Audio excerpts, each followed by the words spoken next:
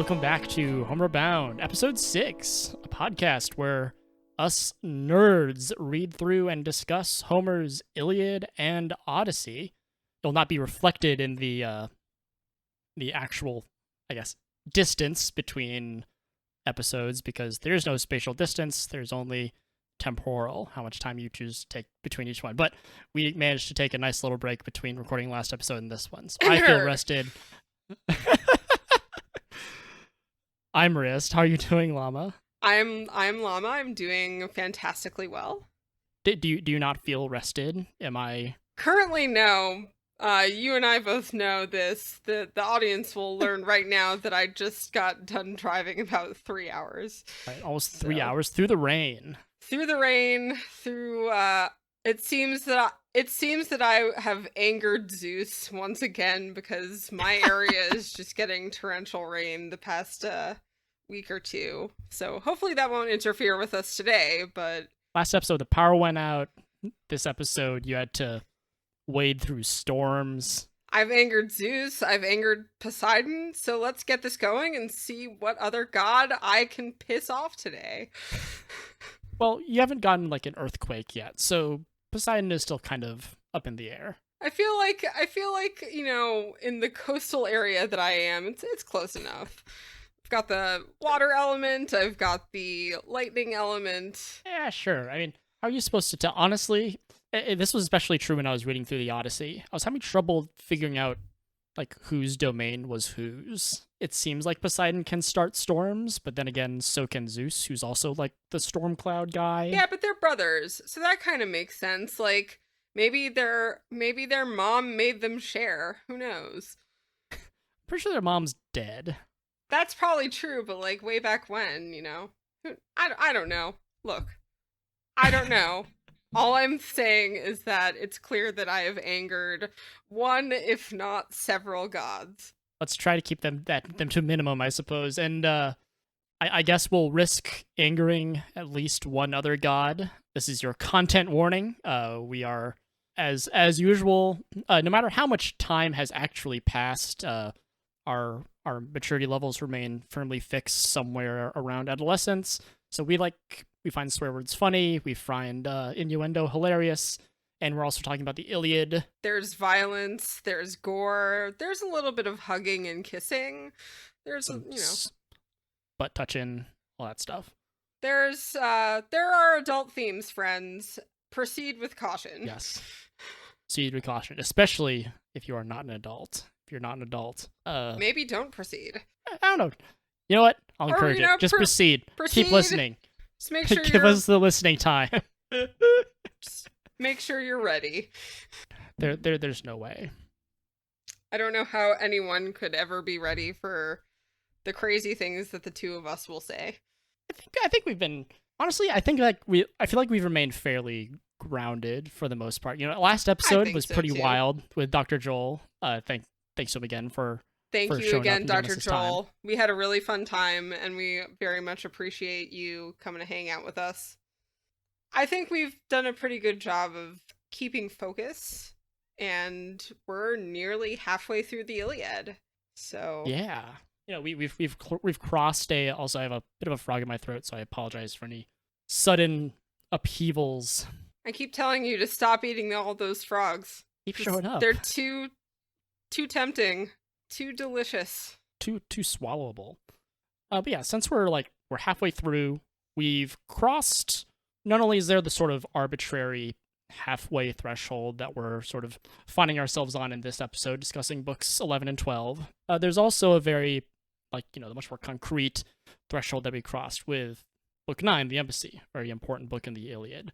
And so I guess I'd like to take a little bit of time to just tap the brakes, stop, think about what we've learned today. Have we learned? I have learned a considerable amount, both about myself, you, and this book that we're reading. I guess since you're fresher to this than I am, I guess I'll invite you to lead off. We've been through a lot. We've seen sort of the advent of this siege on Troy. We got to see some, some politics. We've seen some battles. We've watched the gods go back and forth. We've seen Achilles sort of off doing his own thing, and we finally got to see him again. And now we're here at this point in the story. We've gotten over that hump where our sort of main character has Yeah, and it's been a really interesting journey so far. Like, I know we've discussed before how, like, you have read this considerably more than I have, or at least recently. So, as you said, I am a little bit fresher to this.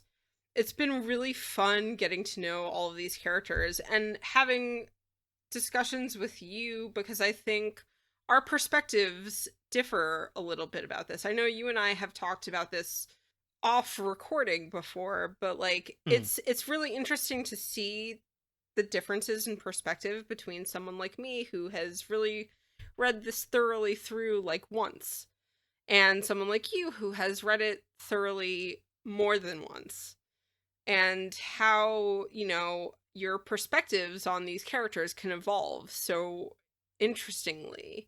I think the primary thing that we've kind of differed on is the portrayal of Agamemnon.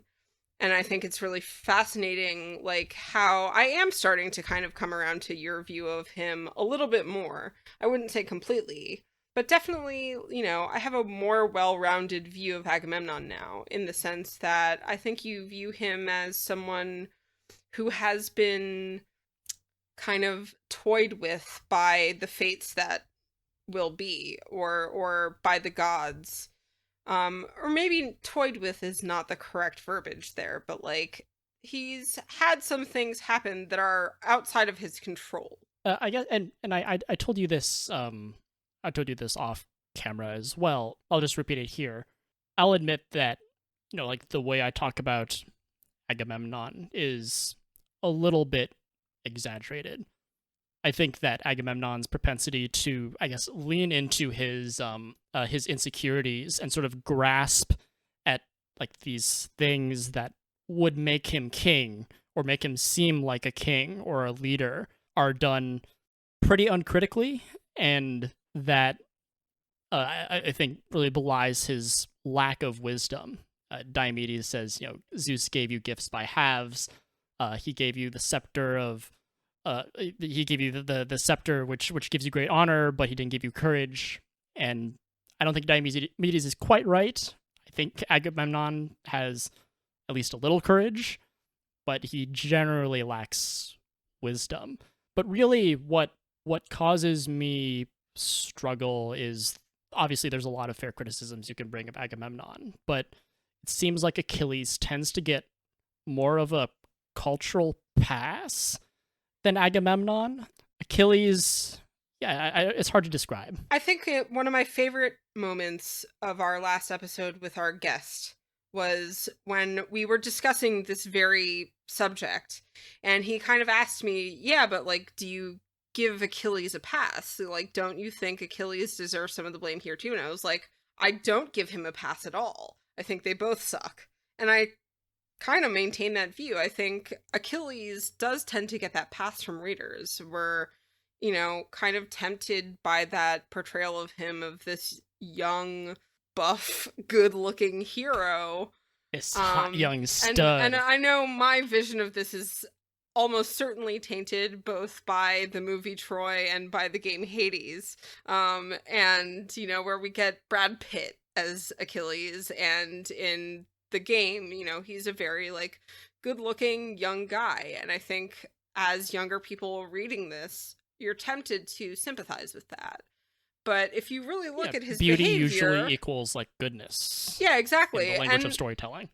This is something that I've also thought about. Like, we don't really ever get physical descriptions of these characters. We don't really even know that these images that, we're projecting are really true. But I think there is this kind of story sewn that, Achilles is the good guy, and I don't think that's true at all. I think they all kind of suck.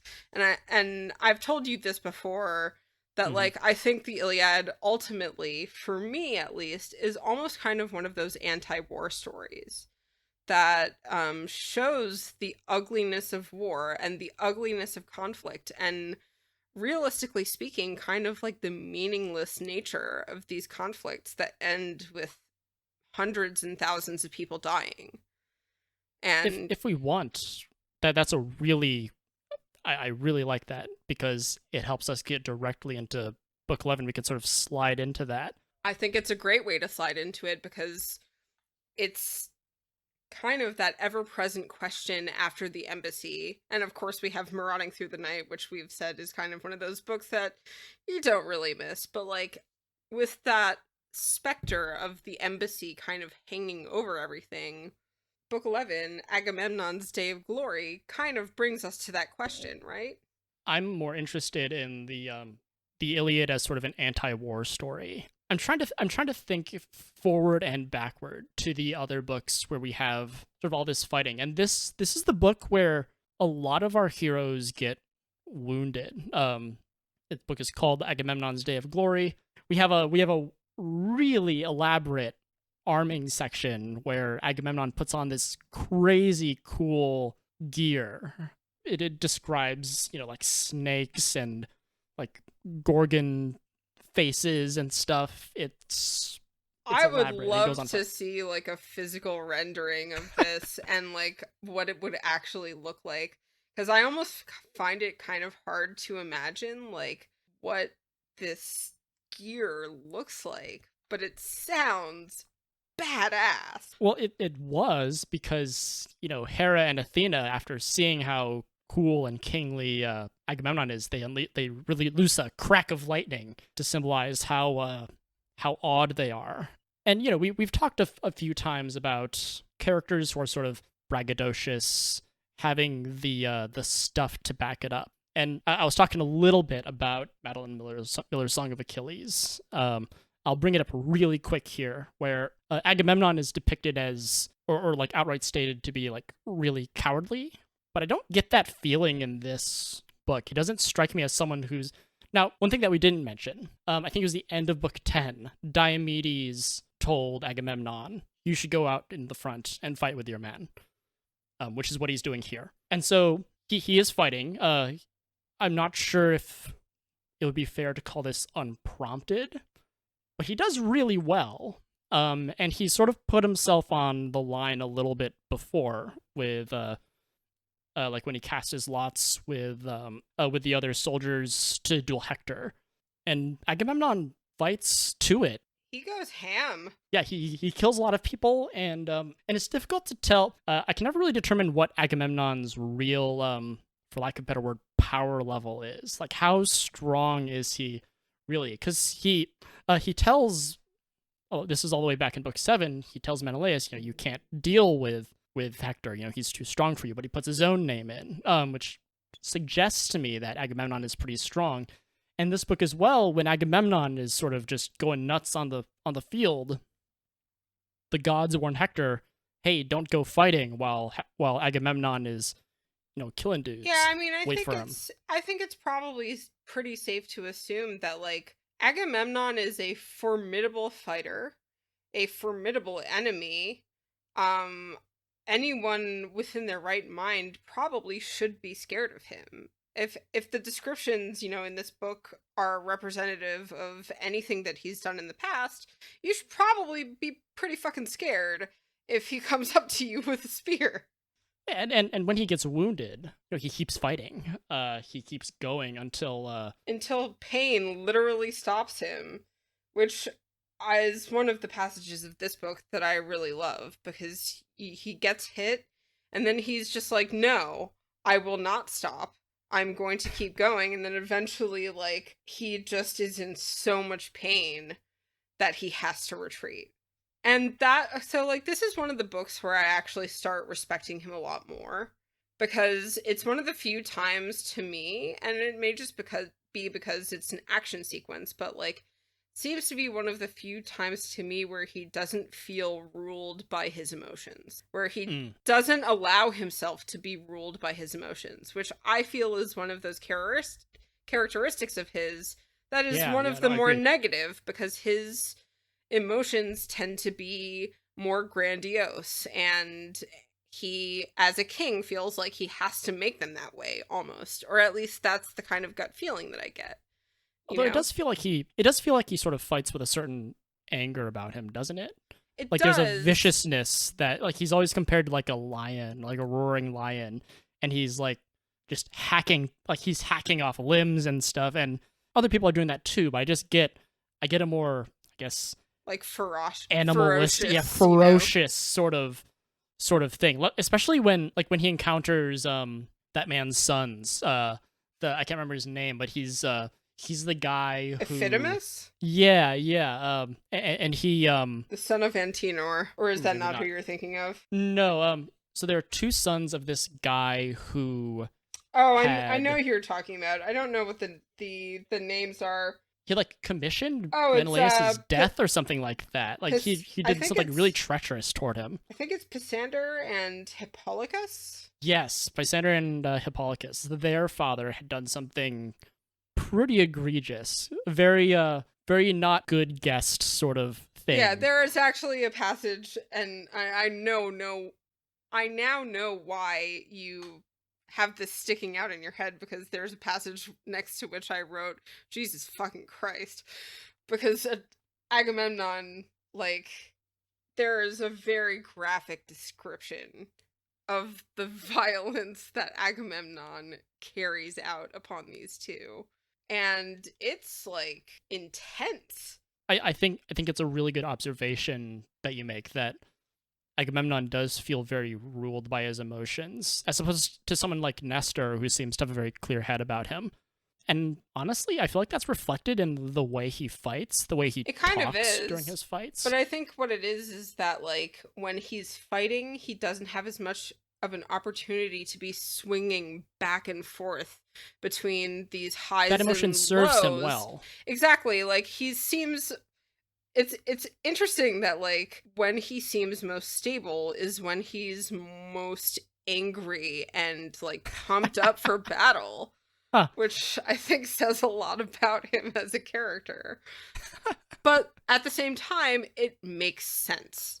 Because, like, if you think about, like, how he probably came to be a king, I would imagine that there's a lot of battle involved with that. I don't know Agamemnon's story, or if we've talked about it before, I certainly don't remember, because, again, I drove 3 hours today and my brain is drawing a blank, but, like... So on the subject of Agamemnon, and I want to bring this up specifically. It's going to take, like, some quick storytelling, I guess. There is a pretty famous story about one of Agamemnon's daughters, Iphigenia. Oh, Does I that know name this sound one. familiar? Yes. Yeah. The sacrifice and the need to sacrifice her to get the winds to sail to Troy, correct? Yes. Agamemnon offends Artemis by hunting one of her deer or something like that, and I believe it's Calchas who tells him that you've offended Artemis, she needs... I can't remember if it was like a virginal sacrifice, or if it was like, I need specifically your daughter. Yeah, but somehow he ends up sacrificing his daughter. Yes, that is what happens. And as best as I can tell, for one, despite how brutal the, I guess, culture or world of this is, human sacrifice was still kind of a touchy subject. Especially, like, you know, kinslaying, the killing of a family member, yes. Especially. And so this is like secondhand knowledge, sort of, so don't exactly take my word for it, but from what I understand, there are, you know, versions where Iphigenia is swept away and she's replaced with an animal, but nobody notices. Some say that she ended up doing it willingly, some say that she didn't. There's a lot of, like, tuning of this story to... Probably to suit various narratives throughout, you know, the course of time. Would be my guess. In the canon of the Iliad, it is important to remember that, as best as I can tell, this did not happen. Yeah, there's no mention of it whatsoever. Well, it's not that there's no mention of it. It's that this is in Book 9, when Agamemnon is listing off the things he'll offer Achilles. He lists off his 3 daughters. There are 2 daughters whose names don't matter for my purposes, and the other daughter is not named Iphigenia. Her name is Iphianassa. She's alive. Agamemnon has 3 daughters. This did not happen. Interesting. I have run this by Grad, or by Dr. Daniel. Dan the man. I got sort of some, I guess, uncertainty about it from him. I haven't really dug too deeply. Okay. But just for the reader or listener's sake, that story doesn't necessarily carry over to this version of Agamemnon, which doesn't mean that we can't entertain whether or not Agamemnon would have done it if he needed to. I would say probably. I feel like he might have, and I think there are still ways of engaging with it critically. But I know that I encountered that story in reading about the Odyssey. And because the Odyssey contains descriptions about how Agamemnon is killed by his wife, and I know I heard about it in the context of it being a potential motivation for Clytemnestra to have killed him because of this sacrifice. So that's really interesting.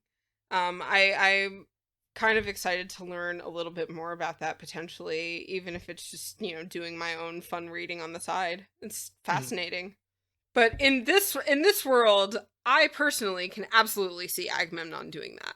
We don't have to dive too deeply into that because there's a lot to unpack. I think it's a little unfair to characterize it as Agamemnon giving into peer pressure, given what's going on.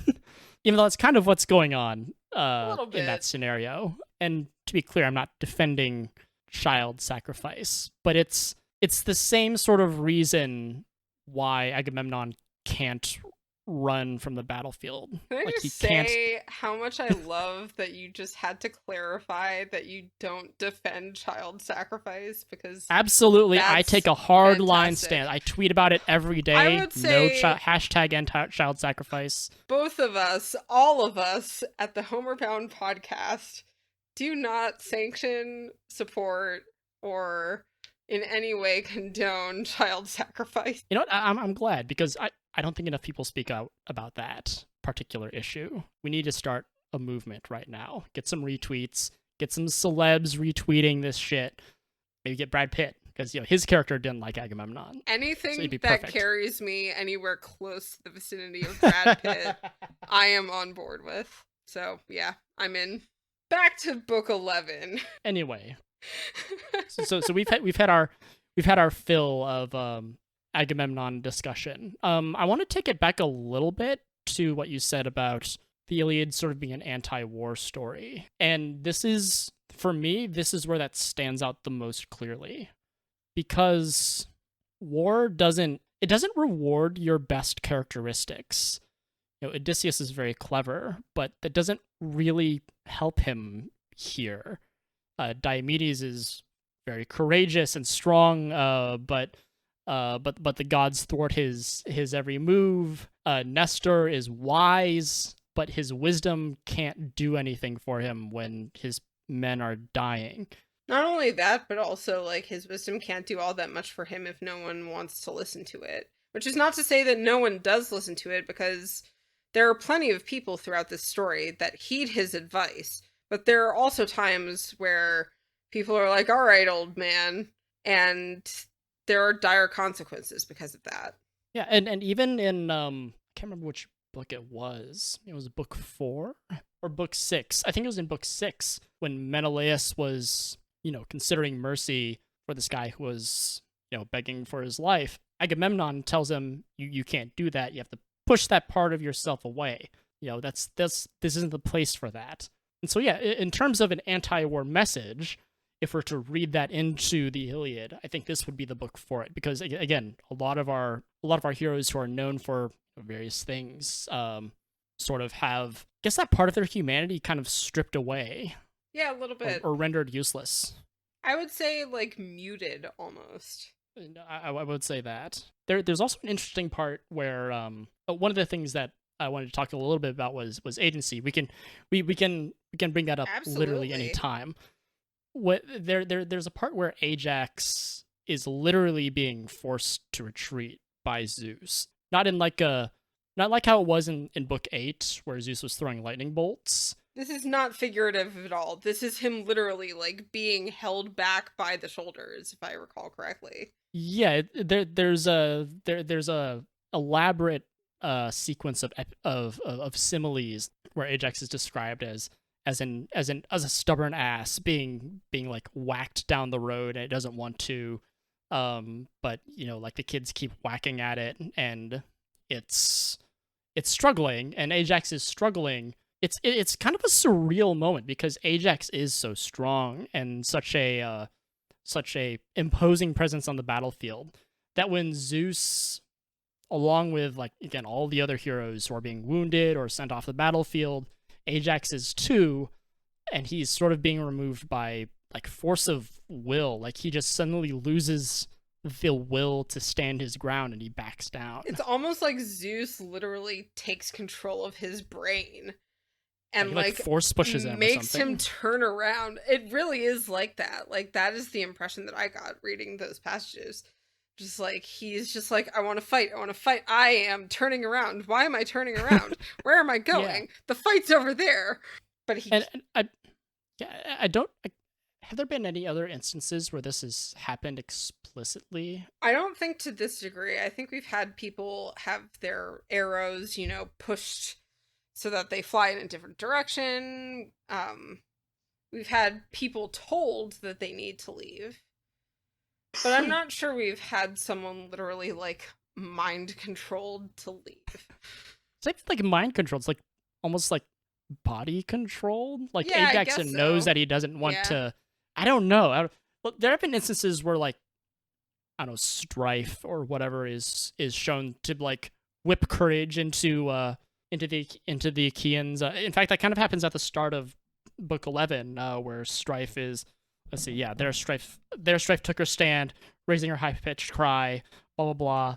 Now suddenly battle thrilled them, the Achaeans, more than the journey home. And that sort of fighting spirit is sort of implanted in their hearts. I love those passages where strife and rage and hate and all of those, like, words become characters. I know I keep going on about this, but I love it when those little passages happen, because it almost kind of keys you in that important things are about to happen. Like, it doesn't happen super, super often within the books. So when those words come up and are capitalized, I always kind of stand to attention and take note, because some cool shit's gonna happen. And unlike some of the other times where, this was in one of Dr. Daniel's tags, where he said, so like sometimes we're not so sure if this is actually a personification of something, if it's an immortal like route or whatever. Fagles chose to capitalize it, but we're not so sure. Other at the start of Book 11, may not. Yeah, well, at the start of Book 11, based on the wording, it's like it seems pretty clear. Like strife is described as a woman holding Zeus's storm shield. She's like screaming and whipping like battle fury into all the Achaeans and all that stuff. She's very directly referenced. This is very explicitly, unambiguously that. The other part of Book 11 is actually super long. In the Fagles translation, it's over 1,000 lines, which I didn't realize until just earlier today when I was thumbing through it again. The other thing, aside from like Agamemnon's Day of Glory, all of our wounded heroes, is Patroclus. I think this is the first time Patroclus actually says something. I'm pretty sure it is. The rest of the time, he's just like doing things, making food. He's just kind of there. Tending to fires. In general, just being a really helpful guy. I will save as much of it as I can for Book 16, which, by the way, will have Dr. Daniel on for, so look forward to that. I certainly am. I am greatly looking forward to that. And I don't know how spicy these takes are on Patroclus and Achilles, but I do have some that I suspect are spicy. But I'll try to keep them as close to my chest as possible. I'll harken back to the image of Achilles in Book 9 enjoying himself playing the lyre, and Patroclus is just sitting there. He's not next to him. He's not delighting in his song like Achilles is. It says he's waiting for him to be done, which is it's a kind of mood. It strikes me as almost kind of, and this is a feeling that I get from a lot of the passages with them together, but like, it seems very servant-like, almost. It seems like he is in Achilles' service. And he is his man-at-arms, or Right. something like that. But it's more than just being his man-at-arms. It seems like a moment where he is literally sitting in service of Achilles, as opposed to this friendship that you know that they have, because it talks about it at great length, like how much these two guys love each other. And not just like each other, like they genuinely love each other. This is a subject of we'll much see debate. about that. Yeah, exactly. We're going to be getting much further into this. There we go. A little preview for book 16. It's not just a preview for book 16, because literally in this book, he says, "Son of Menetius, soldier after my own heart." Like, that's more than just a statement of... Oh, yeah. You know. For sure. To be clear, I have no doubt in my heart or mind that Achilles loves Patroclus. Right. It's just a matter of the nature of that love, which can be interpreted in a lot of ways, and which we will be sure to get into considerably more. To clear out any ambiguity, I think that their relationship is significantly more interesting if they are lovers. I think so, too. And so that's how I choose to look at it. It's probably not for the same reason as what you, or maybe even Dr. Daniel, might have, but I am fairly comfortably in that camp. I think so too. I'm good with that. But again, we'll get to that in 2 episodes actually, and actually maybe we'll have some time to talk about it here, because this is not only Patroclus's first like real speaking line, where Achilles calls to Patroclus to sort of look out with him over again all of these wounded heroes, and it's kind of weird. Achilles first observes that, man, they're really on the ropes. Like, surely they'll come and beg for my help now. And I think that we touched briefly on this with Dr. Joel, but it's odd that he says this off the back of the assembly, where they basically did come and beg for him to come back fight. They begged for him already, and now he's like, "I am ready for the second round of groveling. You may come to me now." You know, like, I am ready for you to do the requisite, to repeat the act, you know? This is kind of a play that we're acting out. I'm ready for the second part of it. And they're just like, we're busy dying? And Achilles, and this is just a theory, but off the back of this, Achilles notices that, I believe it's Machaon, one of the healers, is injured. Asclepius's son. Is injured. He notices that he's injured. He says, "I'm not sure if is that Machaon? You know, his entire body looks like Machaon's, but I missed his eyes, so I guess I'm not sure. Patroclus, will you go check?" It's like he's finding an excuse to send Patroclus down. It seems like a ruse to me. Not so much a ruse, more like I'm gonna send someone that, they know is gonna talk to me, and maybe they'll grovel at my feet again or something like that. Like, that's, I don't know. I think that's still kind of a ruse. What I... It's not a ruse in the sense of it. There's nothing deceptive about it. Not to the people he's sending Patroclus off to, but maybe towards Patroclus himself a little bit. Because otherwise, why make the excuse? Yeah, and to be clear, that guess is like, it's basically just conjecture. I have no idea if that's actually why Achilles is sending Patroclus to check on who this guy is. Nestor points out, or rather, Achilles sends Patroclus to Nestor and to ask who this wounded guy is. And Nestor even points out how weird it is that Achilles is this interested in this person. He's like, "I'm telling you, what are you talking about? Everyone is injured." It could be read another way, where Achilles is like, "I don't really care about those guys over there, but hey, Patroclus, you want to check? Just in case, right? Just check to see how they're doing." Yeah, to me, it kind of reeks of like a little kid like cracking a door to watch someone like arguing or something, or like sending their sibling out to like find out like what's going on. Oh, are they are they fighting? Do you know? Like, oh no. Are they but fighting? Really, they're like actually invested and they want to find out what's going on. They just don't want to be the ones to do it because it would look uncool. Yeah, maybe. Yeah, That's kind of what it struck me as, at least. I'm convinced. I'm convinced by that reading. I like the characterization of Achilles, like of that image of him like peeking and like keeping with the kind of idea that, like, realistically speaking, Achilles is kind of immature. Like, I read it that way. I read it as almost kind of like high school drama. Like, oh, I don't want to be the one to go over there and ask about it, because then they're gonna know it's me. But like, I do want to know. Achilles, in many ways, is similar to Agamemnon in that they both want to look good. Yeah. Of course. They want their honor and glory. I guess to sort of quickly rewind back to our discussion on like book 1 and our discussion on like how Agamemnon looks in that. I think when you first read it, it's fairly easy to, especially with what I will loosely describe as, like, I guess, modern storytelling sensibilities, where Achilles is clearly being wronged and Agamemnon is clearly wronging, where we're encouraged to sympathize with Achilles and vilify Agamemnon. But it is important to remember that they are both ultimately after kind of the same thing. Yeah, and those things happen to conflict because they both can't have it. At least the way they want it, they certainly can't have it. Exactly. This is not Burger One must King. come at the expense of the other. Wait, isn't that Subway? I don't fucking know. Isn't Subway like those commercials where it's like, the kids are being told no by their parents, and then they go up to Subway, and then I don't Subway, know. I know it's a very. Can I get common, tomatoes? like, and they're like, yes. I know it's a very common, like, kind of fast food advertising trope of get it the like, way you want it. Get it the way you want it. Exactly. We're not sponsored by either Burger King. We're not sponsored by anyone. Someone sponsor us. That's not going to happen because this will be a really.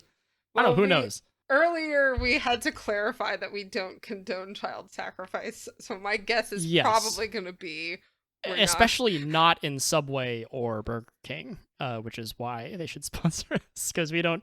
We're not into that nasty shit in their clean white porcelain floors. I don't know what fast food establishments you've been to, but okay, this is really not going to get us sponsored. I should just stop. It's fine. But yeah, so to further cash in on, I guess, the tease of Patroclus and Achilles, Patroclus doesn't get a ton of speaking parts. Depending on how you count it, he kind of gets four like significant enough speaking parts. He gets, again, depends on how you count it. I count, like, I guess the last half of book 11. He's the strong silent type.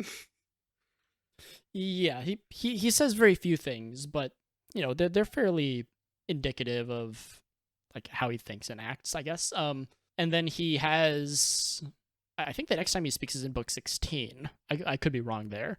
At the start of book 16, and then toward the end of book 16 after Hector kills him. And then he has one more speaking line, which he does from the grave in book 23. And even in this book, like, he really doesn't speak all that much at all. And I bring this up not to flex my ability to count how many times Patroclus has spoken. Sure. But it's important. It's important to remember that the first thing that Patroclus says to Nestor is basically, man, Achilles is really the worst. He is impossible to work with. You know how that guy is. As sort of like an explanation of why he's there.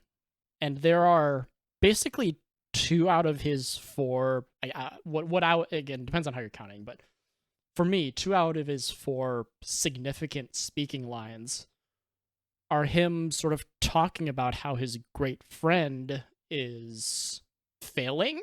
I don't know what the best a lot of it is kind of just like oh, well, you know how he is.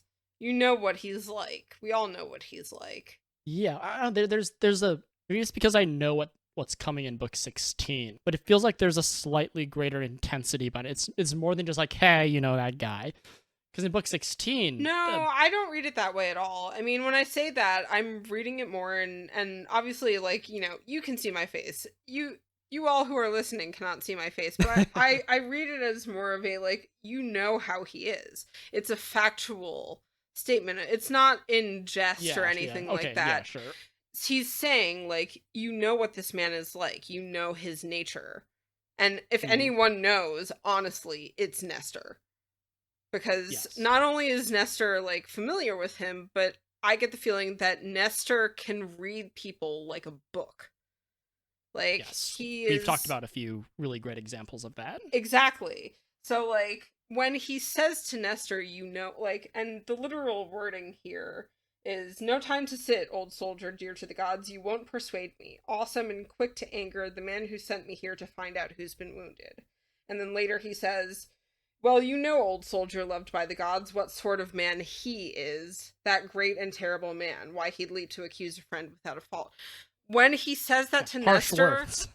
Right, especially for someone who is basically loved most by this person.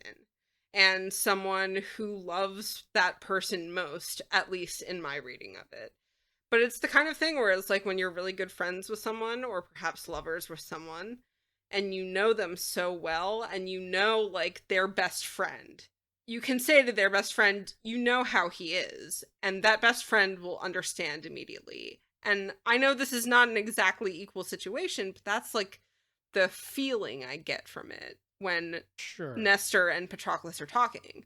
Patroclus is telling him, like, you know this guy. You know how he is. You know what's going on right now. Like, he's not budging, but he wants to know. Yeah, he wants to know who this wounded guy is, which, as I said before, Nestor is kind of incredulous at this. He's like, why is he asking after this one guy? Like, Diomedes is wounded, Agamemnon is wounded, Odysseus is wounded, Eurypylus is wounded, Machaon's wounded. There's so many heroes who are you've just kind of been stomped. And the last bulwark is really Ajax. Yeah. Like, it's very cleanly removed. Also, I'm going to back up super, super quick. There's a part that says that Zeus, like, unleashes a rainstorm of blood. I don't know how literal this is toward I think the start of the book. I don't know how literal this is, but it's pretty wild. It's raining blood. Hallelujah, it's raining blood. Okay, I will stop. Okay. Hey, I indulged you going back, and now you must indulge my poorly referenced... It was a completely worthless backtrack. It was. Just thought it was fun to point out. I mean, yeah. It is pretty cool. Like, literal blood rain, if in fact that's what we're talking about, is terrifying to think of. But I just like this interaction between Nestor and Patroclus, which I would like to get back into. Calling it an interaction is a little weird, because it's basically Patroclus saying, hey dude, what's up? My buddy sent me. Get a load of this guy. And then it's just Nestor. Okay, so yeah, let's get to this, because after this more brief interaction between Patroclus and Nestor, it's mostly just Nestor being an old man and, like, telling at great length a story which has, at least to me, almost no bearing on what they're actually talking about. It's a story which, by my estimation, is a retelling of one of his first battles. He went into battle against the will of his father, if I remember correctly. This is Nestor. I guess he did a really good job. I am unsure if this is, like, part of another myth, kind of like the Meleager story from Phoenix in Book 9, or if this is, and this is sort of how this is sort of why I read this as, that sort of anti-war thing that we talked about earlier, the way that war sort of strips you of the things that are great. And Nestor, more than ever, seeing that, their hero's down, that he's sort of helpless. And this time, more than ever, is when he's sort of retreating to these stories where he was able to do something. That makes some sense to me. Honestly, I'm not gonna lie. Like, I tried to read this entire story several times, and every single time I try to read it, my eyes just end up glazing over. And I wrote literally in the margins of my book, like, Patroclus must be very bored by now. Because this goes on for like 3 full pages. And I'm sure it's there to serve some point. But it is kind of Nestor just going off on like, oh man, when I was young, like, I was awesome. I think it's, if we want to, because again, we're not scholars. We can't read the original Greek. I'm sure that scholars have dug into, like, every line and sort of dissected it for, historical significance. But from a, like, sort of more abstract view, again, I kind of read this as Nestor. The more Nestor talks, the more upset he is. Yeah. That's my reading. And so we have this 3-page epic of him basically going back in time to the very first time he really did anything.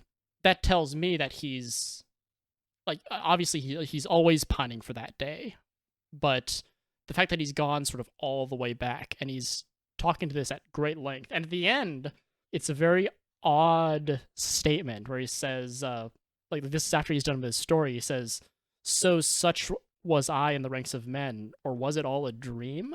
Yeah, and actually, like, kind of in the context of what you just said, and I like your interpretation of it as, like, as he keeps talking, he just kind of gets more into it. I think it's this yearning that he has to be able to get back into the thick of things, and that his body just won't allow him to now. And he's kind of telling Patroclus, like, what are you waiting for?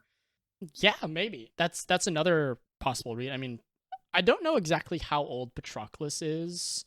I know he's older than Achilles, but I don't know by how much, and I don't know how old Achilles is. Perhaps it's serving a dual purpose to inspire Patroclus to use some of his youthful strength. And afterward, it does say that so old Nestor urged. This is after he's given his proposition. It says, the fighting spirit leapt inside Patroclus. And so, however long-winded this story was, it was clearly effective, even if, or at the very least, it didn't hurt anything. No, certainly not. So I think you can read it a couple ways, right? You can read it as Nestor sort of expressing desire to go back in, like, such a dire time, or he's, sending a little message to Patroclus. It's difficult for me to say. It's also worth pointing out, of course, that Nestor is the one who suggests to Patroclus, hey, if Achilles isn't going to help us, maybe you at could. Least, wink, wink, nudge, nudge. Yeah, let him let you wear his armor, and you can lead the Myrmidons. Which I literally wrote to this. I literally wrote next to this, like, what the hell? Do you want him dead? Because all I can think is, like, telling someone to put on Achilles' armor is going to get anyone who is not Achilles killed. I'm not sure if that's necessary. I mean, so we know that's true. However, Achilles is also a very famous and feared warrior. That's true. So, like, the fear that his image and his presence strikes in the hearts of enemies, of his enemies, is, I think, pretty well documented. If anything, it would give him a certain advantage. I think that's a double-edged sword, personally. I see where the advantage is, and I also see where the grave disadvantage is. Obviously, of course, like, if you know the ending, then you know it's a double-edged sword, but even without the knowledge of that ending, I also see it as, Achilles is not only this feared, glorious warrior, but he's also the one that everyone's coming for if he's on the battlefield. There's definitely great glory to be had in killing Achilles, that's for sure. And also, I think you've made an excellent point saying that this is a risky play. If I'm reading Nestor correctly here, he's probably a little desperate. So it makes sense that he would sort of suggest something as kind of out there as that. Yeah, well, the Achaeans are in a complete state of desperation at this point. They've been driven all the way back, as far as... Well, they're not quite all the way back yet. They've still got their wall. They've still got their ships. That's another couple bucks. Not for long. Not for long. Not for long. But they've been driven back, and they are in desperate straits. So, like, the idea that Nestor would be like, even someone who looks like Achilles, who might scare the crap out of them.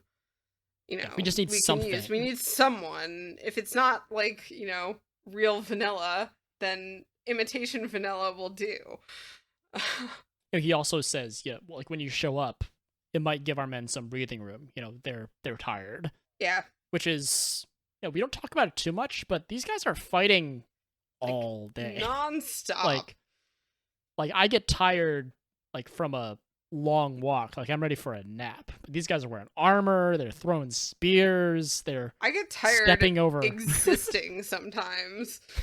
So like the idea of a 20-hour fight or however long these guys are going at it, I can't imagine they're getting that much sleep. And I don't know how, do they bring granola bars or something? Do they bring granola bars? What were ancient Grecian granola bars like? I have so many questions. I don't know, nuts and berries, honey, whatever. They could do it. Also, there are some descriptions of food in this particular book that made me really hungry. Yeah. I just want to put that out there. Yeah, when Patroclus and Nestor are talking, a woman skilled as a goddess mixed them a strong drink with Pramnian wine over it, shredded goat cheese with a bronze grater and scattered barley. That sounds amazing. I don't know what she's making, but I want it. I'm not sure what they mean by barley, because when I think of barley, I just think of a grain, which I don't immediately associate with a delicious edible. I usually think of it as something hard that needs to be milled down or something like that. No, barley's great. I use it all the time. You just eat it? Yeah, you can I've put it in soups, but there's also sweet barley foods. Okay. I guess I'm thinking of grain or something. Yeah, whatever. I've also had barley tea. It's a thing. So its use in a beverage actually was not surprising to me. Okay. So you can just drop it in and it'll impart its flavors. Yeah, and for all of you who don't know this, who are listening along, I cook a lot. Llama's lot. A foodie. I'm a foodie, so part of my enjoyment of the Iliad is the not infrequent descriptions of food and mixing wine and the wine bowl of freedom and all of these wonderful things hot, sizzling meat. Honestly, for me, add to the culture and add to the kind of understanding of the world that this is set in. I think those things are deeply important. So yeah, I think you've said before that you like the sort of ritualistic aspect of these, and eating is kind of a ritual. Yeah, and it also has a ton to do with guest right, which is something that we've talked about before, and is deeply important to this story, because part of the initial conflict of this story is a violation of guest right in a way. Mm-hmm. Yeah, for sure. I think we're nearing our break. Yeah, I think so. I mean, we're just about to the end of book 11, where, Nestor throws Patroclus out of the frying pan into the fire to use yet another culinary, Well, Patroclus isn't leaving idiom. any frying pans. He's not in the frying pan. Nestor's in the frying pan. He wants Patroclus to join him in the hot oil. Right. He's throwing Patroclus out of the frying pan that he's in into the fire that all of them will be in. You know what? I'll accept it. Let it happen, Wriste. I'll accept it and happen. move on. I could unpack this metaphor for at least 5 minutes, but I'm sure you could. What I think is more important to unpack is that we have to remember that Achilles' orders were simply have Patroclus go down, see about Machaon, is this Machaon? And then come back with the answer. Patroclus expresses this to Nestor when Nestor invites him to sit, and then Nestor's he doesn't say you don't have to sit, but I'll keep you here anyway, but that's what he does with his long story and his recommendations.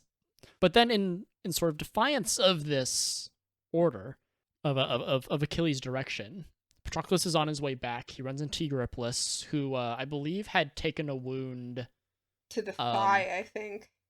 Yeah, a wound to the thigh. I think he was fighting with Ajax or something like that. He'd taken an arrow. I think it was from Paris. Yeah, from Paris. And Patroclus runs into him, and he says, I can't just leave you here to deal with that. Like, I'll help you out. Yeah, you look like you're hurting pretty bad there. Let me cut this arrow out of your thigh and wrap it up.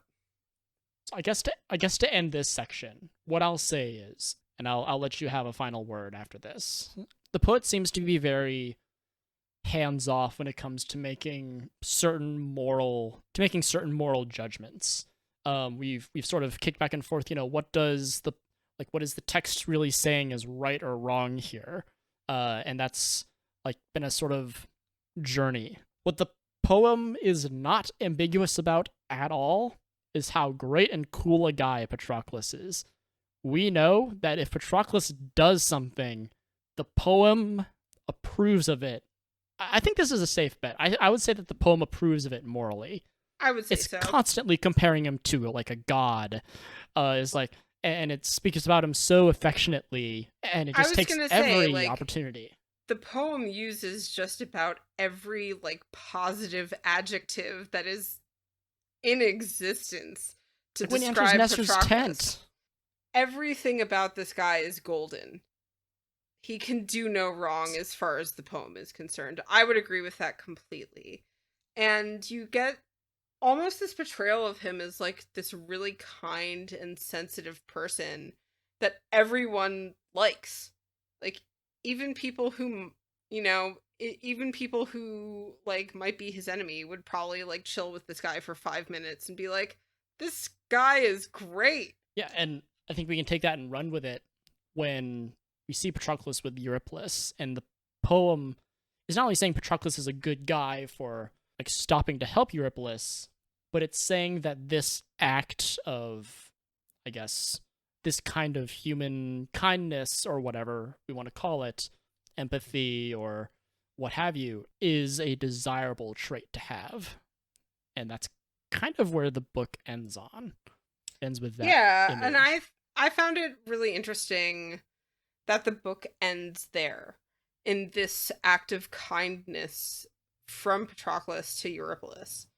I think it's a really kind of fitting way to end it, with this depiction of Patroclus again as this like giving, kind, caring person who now has had the seed planted of, hey, like, you could really help us out by putting Achilles' armor on, and then showing that he will go out of his way to help someone. So this kind of plants the seed for a lot of the more major stuff that is to come. And I think that is a great place to wrap up book 11 and take a little break. And when we come back, we'll hit up book 12. Absolutely. Catch you then.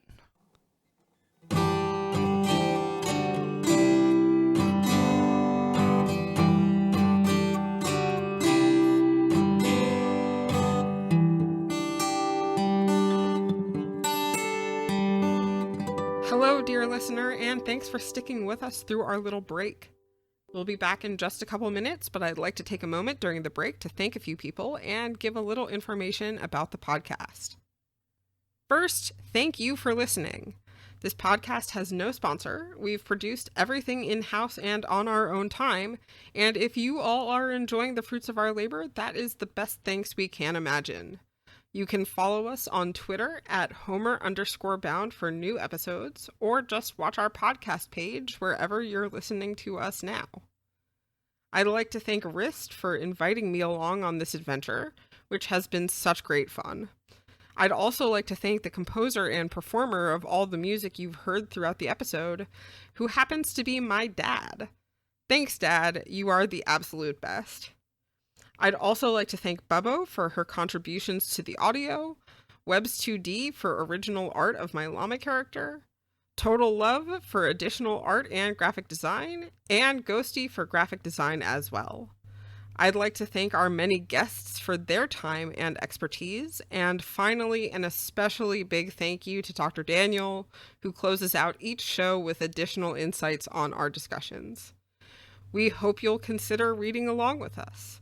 We are using the Robert Fagles translation of the Iliad, and while we try to keep things intelligible for those who are new to the story, you might get more out of our discussions if you've read ahead, so feel free to pause and return later once you've read up.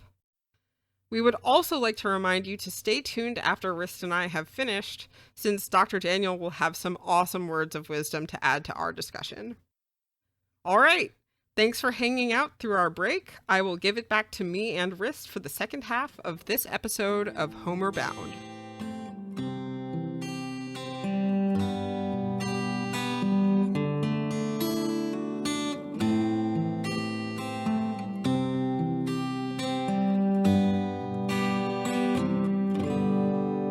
And welcome back. We're on the other end of our break. I have successfully stretched my water and refilled my legs, and Llama, I'm assuming that you've done the same. I have replenished my tea. The talk of wine, like flavored wine and whatnot, definitely got me thinking. So I poured myself a little glass of wine in the Lord of the Rings cup. So I'm ready. Real fans will remember that discussion. Real fans will remember that discussion. I'm a huge Tolkien nerd, and as is my beverage. Did you not add goat cheese or barley to it? Unfortunately, I did not have goat cheese or barley on hand. I wonder how that's supposed to even combine. And my wine came pre-mixed.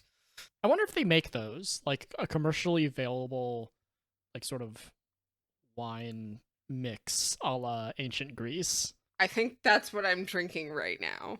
I think mine is just the pre-mix, or not the pre-mixed, sorry, the post-mixed version of that. Like unmixed wine, so that you can mix it at home to whatever strength you desire. Oh, like the concentrate. I don't think I'm not talking about wine.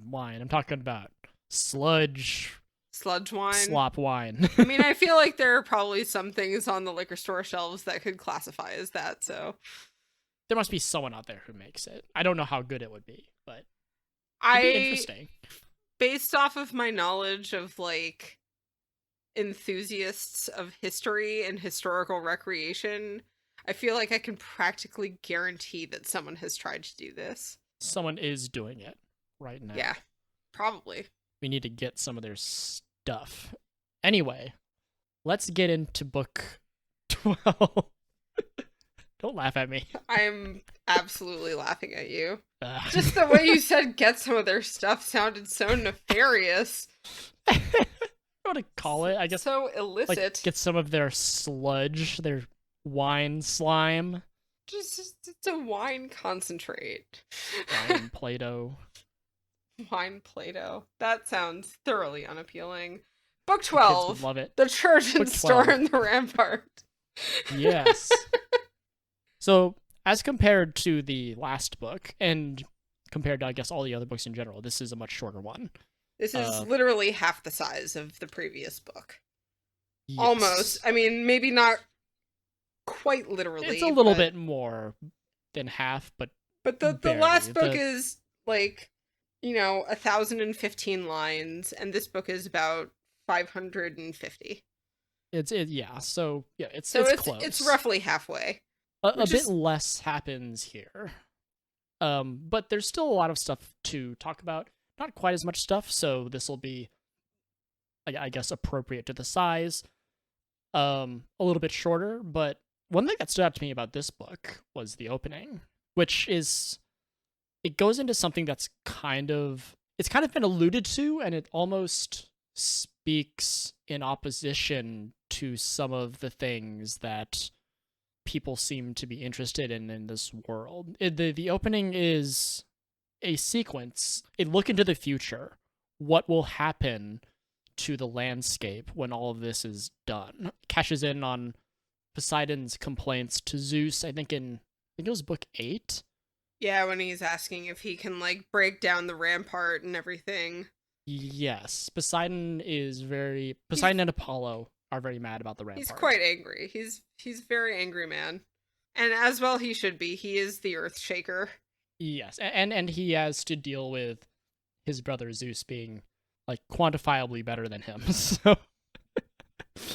By literally every measure. We've talked a little bit about this off camera as well, but just sort of bring it in.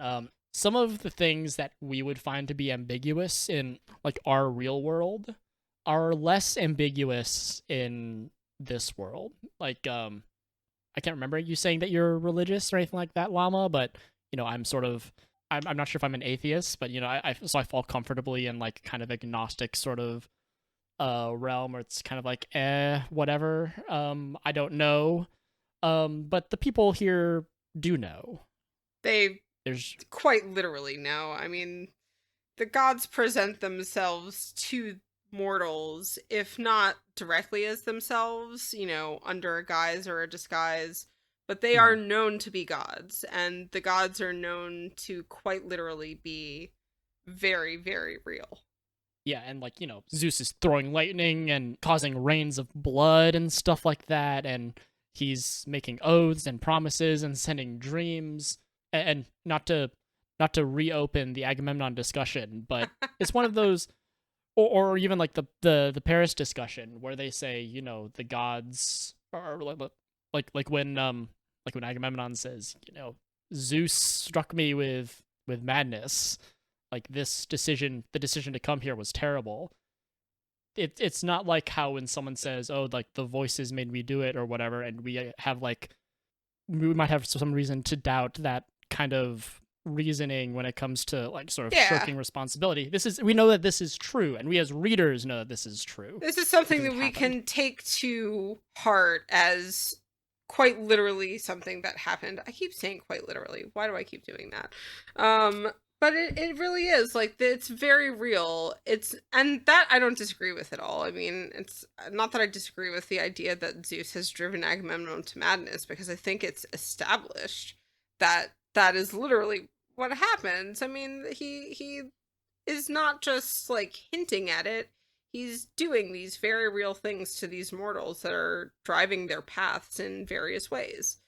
It's just what Agamemnon does with the rest of himself that I take issue to. Yeah. I don't know, just when I said that Zeus is like quantifiably stronger than Poseidon, I feel like that's a defensible statement. I don't know, maybe it's not.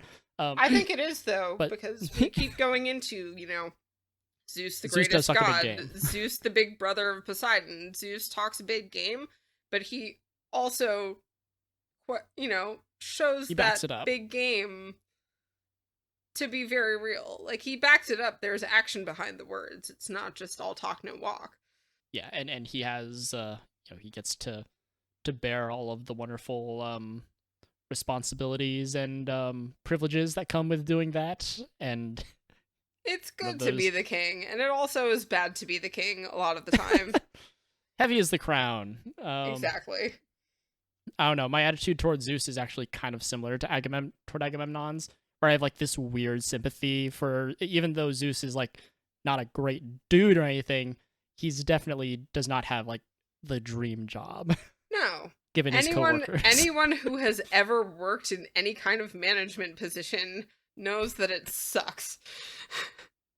And all these other powerful, ego-driven gods are, pining for his blessings, or like trying to like trick him into breaking his promises or whatever. Yeah, well, everyone wants to be the boss until you become the boss, and then you no longer want to be the boss. Maybe, yeah. I guess I'm unsure of how that actually works with the gods. Anyway, back to the fate of the landscape.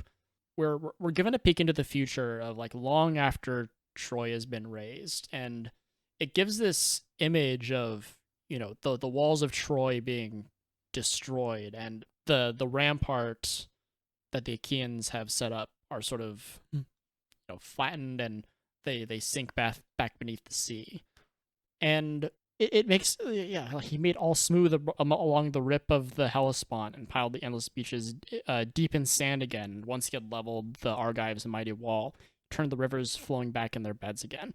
Like, they're setting all of the things back so that the landscape, like, it's like wiping a memory. It's like wiping a memory from the world. It kind of is. I loved the imagery of the beginning of this book. This is one of those passages that has that, like, kind of larger than life quality to it, which I feel like is intended because you're talking about the gods, you're talking about Zeus and Poseidon, but just the imagery of Zeus and Poseidon doing all of these, like, wipe out type things, like, gave me little goosebumps. The heroes talk about fame and long-lasting, glory and stuff like that. And this is almost, it's a little repudiation of it. Well, it's in a also way. kind of showing what's beyond that. That, like, beyond even these mortals' senses of that, there is a greater immortality and a greater power beyond what any of them could even comprehend. I kind of think of this as almost like a panoramic moment, where you're looking out and seeing, like, the full visage of everything that's happening around. Yeah. It's what does it make me think of? It's yeah, I don't know. It's as I said, it's a wiping of the memory. It is almost kind of ensuring that it's like when we're talking about what, like, how the gods operate on different levels from humans. How, like, Diomedes can be fighting for his life and he's having the fight of his life, and this is like such a huge deal for him. But to, like, Athena, this is just like, boop, poking him with arrow. a stick. Yeah, well, it's not even like the triviality of the action. It's just like the intention behind it, right? Like Athena's just taking a jab at, Aphrodite, and that's kind of what it amounts to. Even the difference is so huge. And so when the Achaeans are, like, making this rampart to defend themselves against the Trojans, this is the thing that's gonna hopefully save their lives. And here's Poseidon and Zeus and Apollo talking about how, oh, we gotta get rid of it. Like Yeah, they'll have so much more fame. Just like child's play to them, honestly. Yeah, it's like like an they're kicking over afterthought. sandcastles. It's an afterthought. And Yeah. I guess, and then I think that's kind of what we're both getting at here with this just idea that these gods are a different order of magnitude above the mortals. And this is, I think, one of the places where we really get a view of that, especially in comparison to everything that has gone on in the preceding books, that has just been these, like, all-out battles that are going on. And still, to Zeus and Poseidon, it's kind of just like, yeah, kick the sandcastle over. I like that. I actually really like, how you said that. That makes a lot of sense to me. It is kind of kicking sandcastles over. They just happen to be really ornate sandcastles. They meant something to someone. In a weird way, it seems like the gods have no future. And so they make these decisions that are very in the moment gratifying to them. Which is not to say that they don't plan for the future, because they obviously have, like, prophecies, but it's like the future doesn't matter. They just... Well, it's also, do. an idea of relativity. So, like, to a mortal, the future is a very tangible thing because there's an end date. It's a finite thing. There's a date of expiration. But for the gods who are immortal and everlasting and, never dying, the future is relatively, like, immaterial because the future will continue on forever. Their relationship to the future is very trivial. Right, because, like, no what more really interesting is than, the like, future? Yeah, like if time is like travel and getting along in the years is like a great journey for a mortal, a human lifespan for a god is just getting up and walking to the bathroom or something that. It's like one of those, like, things where they tell you, like, the amount of atoms that you have in one cell in your fingernail is like the same amount of stars there are in the galaxy. I don't know, but that type of statement where the scale, as you said, the relative. It's just a completely different order of magnitude. Like, exactly, just a mortal's life is the blink of an eye. One phrase that I really like that's sort of, it's not in the Iliad, it's actually in the intro, which I think is, or if I'm remembering what I read correctly, this was written by Bernard Knox, which is at the start of the Fagles translation, where he sort of summarizes aspects of the Iliad. And one of the things that he points out is that certain actions or certain kinds of actions are very godlike, which doesn't necessarily mean great. It just means that's done with a kind of disregard for the consequences for others. You do what you want. Like Paris's decision to take Helen with him back to Troy, and if Helen shows, then she's made a godlike decision as well. It's a very godlike decision because it's sort of done regardless of what like the effects might be. And when Achilles like sort of curses the Achaean army, that's a very godlike decision.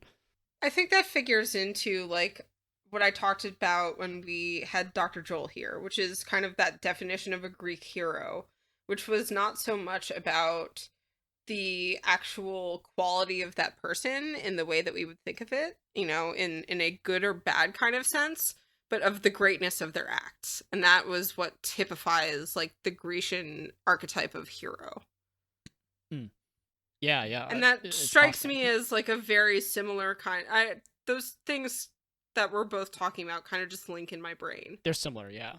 Now, I wouldn't say that Paris's decision to whisk away Helen is like makes him heroic. It does make him godlike. No, but in the sense that like at least in the sense of what Bernard Knox was talking about. The impact of any given act is less about the quality of the decision, because obviously stealing Helen away is kind of a shit decision.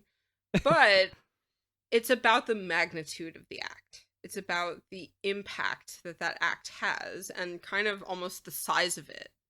So I'm gonna go back in time for myself real quick before we move on from this. And I can't remember what this was called when it was written or who it was written by. I can't even remember what like the actual tone of it was. But this was in college in world literature. It was like world literature pre 1602 or something like that. And one of the stories that we read was about like small animals. It was like frogs versus mice or something. But it was told in like an epic like Iliad style fight, and the gods were involved. And they were like zapping lightning and blessing these frogs and mice and turtles and stuff like that. And the teacher, who was really, really good, by the way, he was a delightful, I think he's a Greek man, delightful man. He asked us, like, so how is, like, is this serious? Is this a serious story? And, like, we weren't sure. And he said, well, you can read it as a serious story because, like, the gods, like, it's all kind of the same to them, right? Like, we're already, like humans are already really insignificant. So why wouldn't they take this epic battle between these like mice and frogs and stuff any less seriously?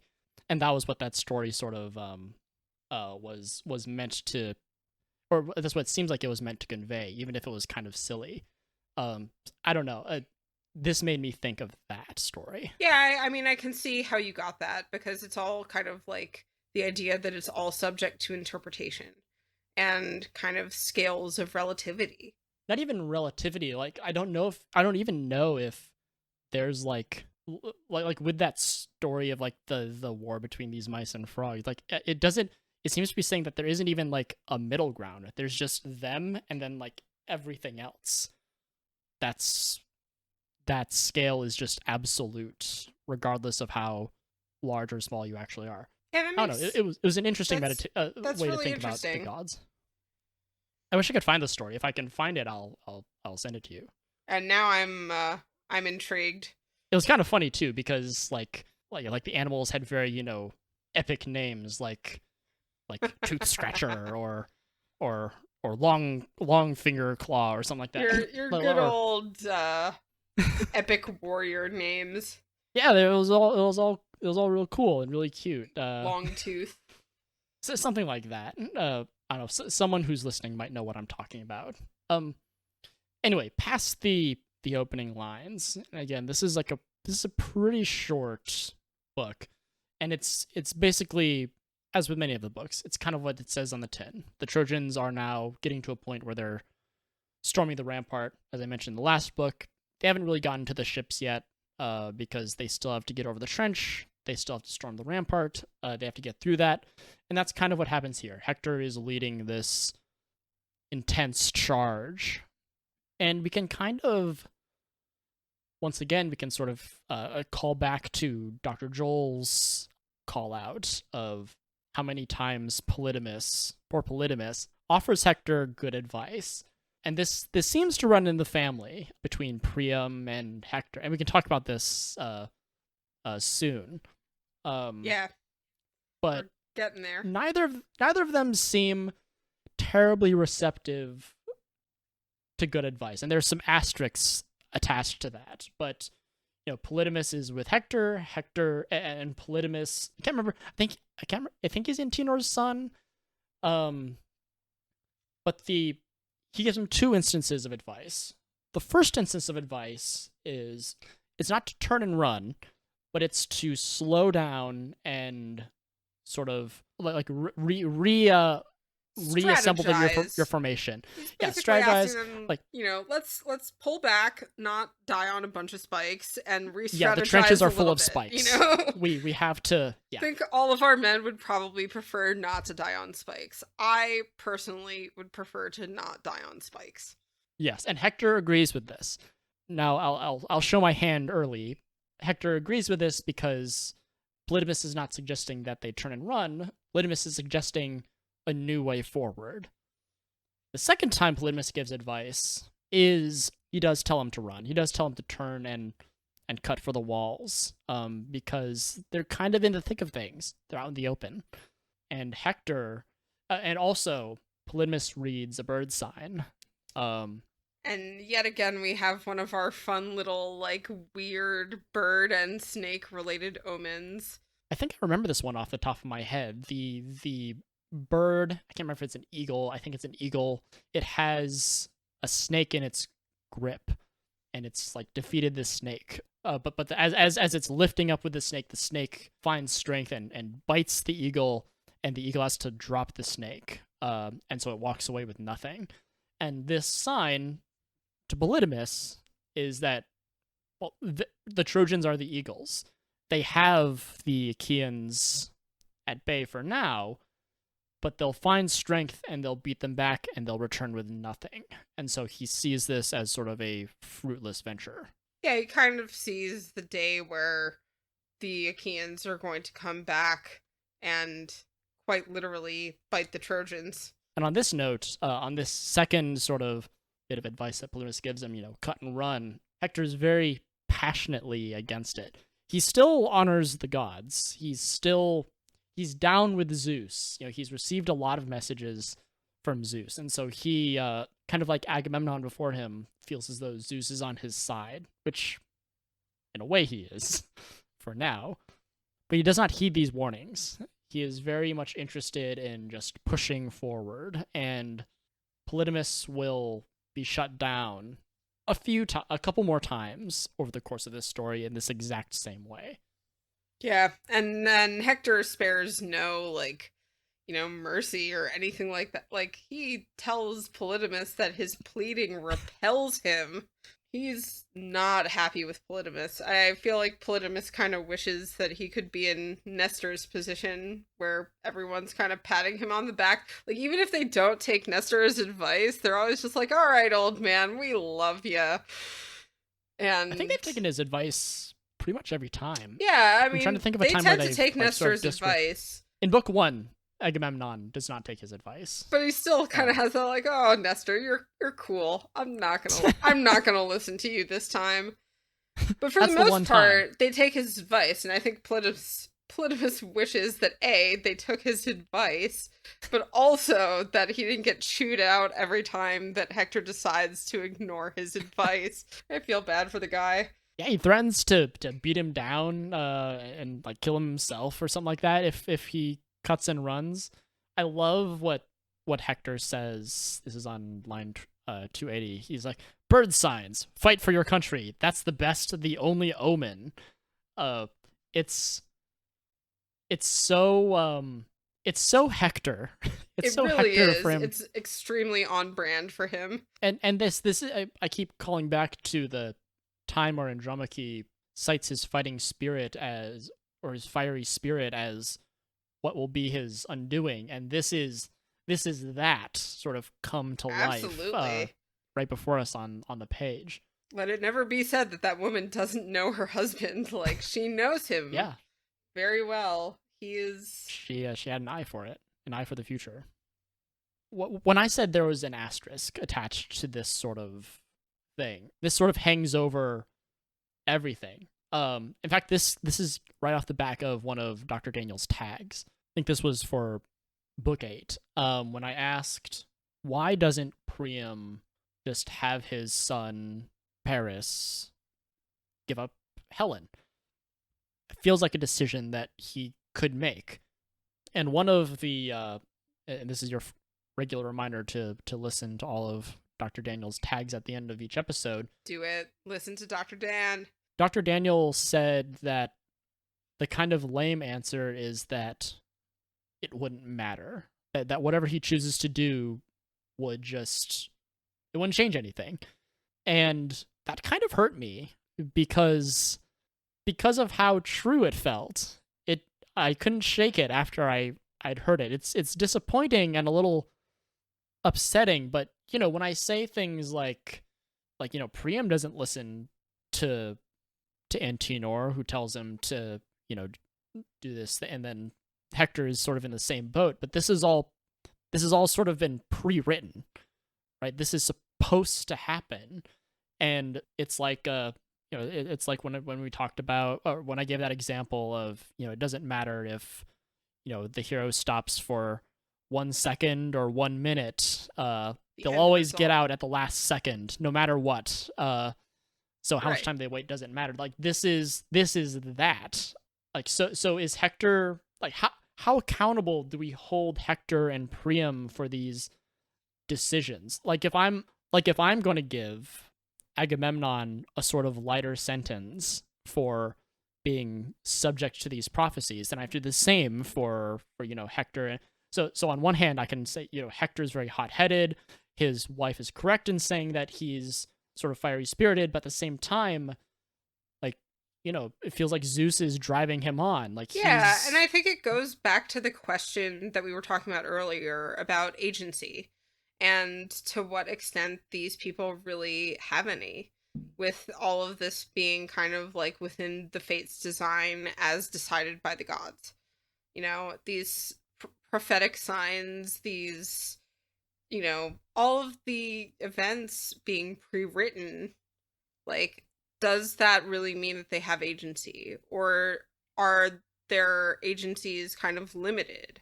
And they do have agency, but it's only within the confines of the greater story that's been written by the gods. I think that kind of brings that question back to light for me as we're talking about, this book.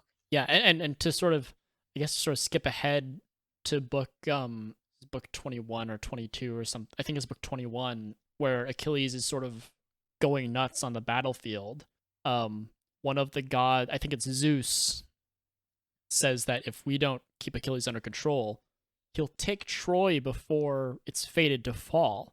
Which, again, to sort of rewind back to my talk of the physicality of the gods, it makes fates are the idea of fate is very sort of nebulous and wispy and ethereal, but in that sort of context where Zeus is hey, this guy might defy fate because he's just going so nuts, we have to send gods in to slow him down, that adds to that physicality. There's even even if something's supposed to happen, sometimes the gods have to work for it, they have to make sure that this stuff, it's not just there's some invisible time stuff in Loki or whatever, where there's a time stream or whatever that people follow. It's just they're really just putting their fingers on scales and hoping it's enough. So the image that just popped into my brain, I love, which is Zeus being okay, I wrote this play or opera or musical or whatever, and I'm watching it, and it's these actors are trying to go off book, and I'll be damned if I'm doing rewrites. I just see Zeus with some bifocals and looking down at the script and just no, we're not supposed to be at this part yet. Back off, now we have to send someone to intervene, get these actors back on book. Yeah. I mean, he even does this is happening quite literally with the other Olympian gods, where he's hey, don't touch this. This is mine. I've written it. Don't mess with the script. You go Which over is funny. and screw around in the props department or something. it's funny because regardless of whether or not Zeus has decreed or not decreed or undecreed that the Olympian gods can interfere, they're still always interfering. Like, oh yeah, Poseidon and Hera and Athena are still doing things even when he's told them not to. And it has like a kind of magically Looney Tunes feel to it. It is, the gods are very darkly comedic. Anyway, so when we say things like, this is fated, this is prophesied, again, I'm like really unsure of how to conceptualize it, because again, like, my sort of modern thinking has these sorts of concepts as sort of like immutable, mysterious things, but like Zeus, like in the last book 11, Zeus had to physically will Ajax to back down. He had to throw his own lightning bolts to scare off the Achaeans, and so yeah, there's that physicality again, and I don't know. It's yeah, I don't know. It's I don't fascinating know. to me, and I think I too like don't even really know completely what to make of it. But it keeps popping up, and I think it's just a kind of transfixing quality to the Iliad that like draws me further into it. Just brings up all of these questions for me that like I don't know if I'll necessarily always get answers to, but they pull you in.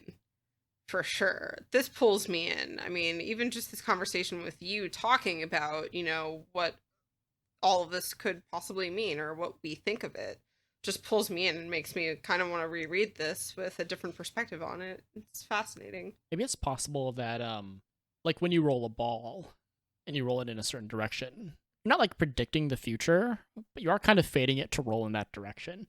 So maybe that's sometimes what's happening as well, right? Like Zeus knows that this is kind of how Hector is, and so he will choose to keep going. But I don't know. We'll have to put a pin in this and interrogate it later. Yeah. We could go through the sort of individual little fights with, all of the wonderful kills, all of the small drama. It's worth reminding people that Paris is also involved. We talked about a couple wounds that he sent. There's a sort of weirdly prophetic wound that he inflicts on Diomedes by shooting him in the foot, and he also wounds Eurypylus. Just the idea of getting shot by an arrow in the foot, and it like plants his foot into the ground. Such a weird shot. Oh, it sounds awful. But yeah, Paris is in fact joining the. I think it's in this book or the last book. He's in the last book. He's hiding behind a pillar on a tomb. Which is interesting because on the battlefield you don't expect to see pillars. I think it may be in 11. Yeah, I think that was in 11. I don't think we see Paris in 12. He's mentioned. His regiment is mentioned. Oh, okay. Nonetheless, to say, like, people are continuing to fight. People are continuing to die. A lot of them.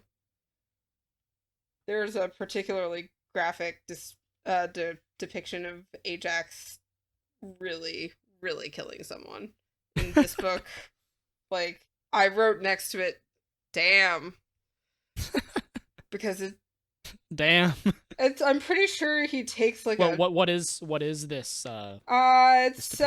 It's Epicles. Okay, so Ajax takes like a giant rock and just absolutely smashes this guy's skull to bits. There's a lot of usage of the earth in this particular book. There's also the use of that line that I find really interesting, where I think this was used in reference to like Ajax.